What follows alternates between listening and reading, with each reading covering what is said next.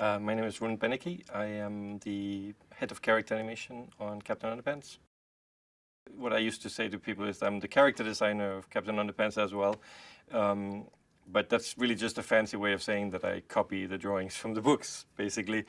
I didn't draw any drawings without first checking the books and making sure that I had some reference for what I was going to do.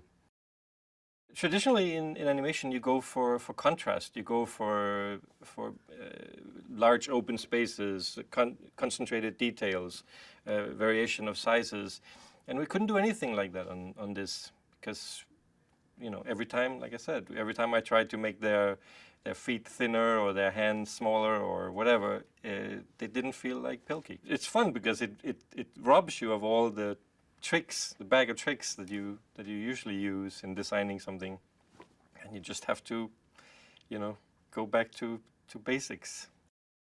All along the production of this film, it's felt like we're working with something magical because it always seems to fall into place, and people seem to get it almost right away. I've never worked on anything that was so little struggling, so little searching.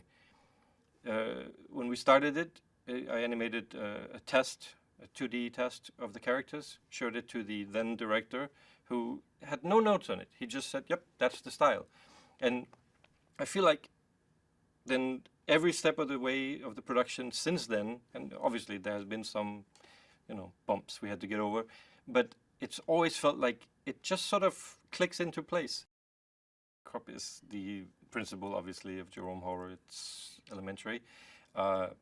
He, for whatever reason, probably some tragedy in his past, he is a very angry man and has no patience for kids, especially, or anything fun or, you know, different. He wants to keep the order. He doesn't want anyone to laugh. He doesn't want anyone to enjoy themselves, run, play, whatever. And therefore, obviously, is the enemy of George and Harold. George and Harold creates the coolest superhero in history, Captain Underpants, but finds out that it's a lot more work to have a cool superhero than they thought it was going to be, and then have to try and figure out a way to undo what they did. I think David has perfect sensibilities for the universe of Pilkey, the Pilkey universe. His sense of the project was spot on. I jokingly said to him once that I agreed with 90% of his direction, but what I really should have said is that the remaining 10% I learned to agree with.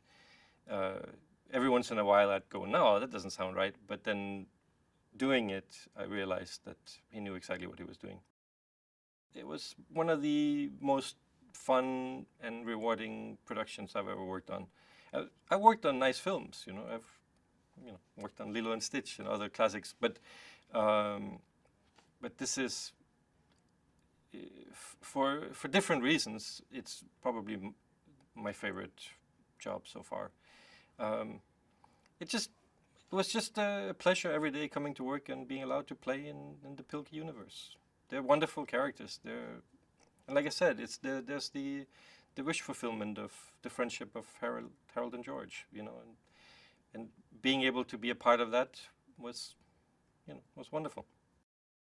One of the things we added to the Pilkey universe that wasn't there before is the voice of Professor Poopy Pants, Nick Kroll, you know, and he did such an amazing job and is such a perfect choice for the character that it immediately feels natural. It feels like, yes, that's Poopy Pants. Honestly, if we could do a whole spin-off with just Poopy Pants, would be amazing.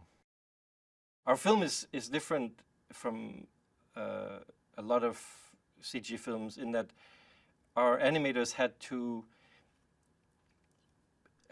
design every shot.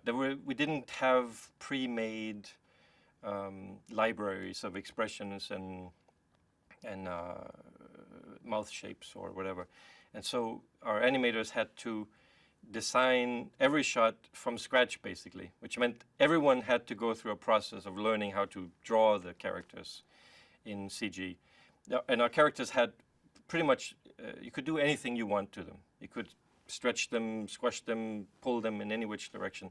And learning how to not go too far or to find just the right balance, that was a big challenge for everyone. But I think it's part of what was so amazing and so fun about it, because it's the closest thing I've experienced to something like a 2D production in CG.